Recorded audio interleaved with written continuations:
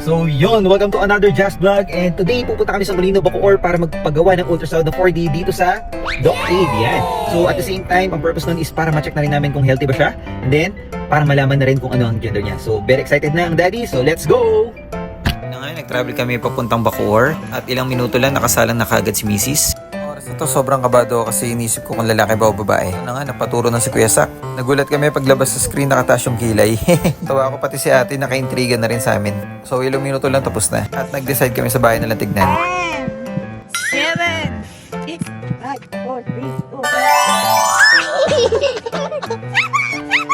2. Si Buntis di na iwasan tumalon. And sa mga oras na to, grabe, sobrang mixed emotion na naramdaman namin parehas kasi ito talaga yung gusto namin.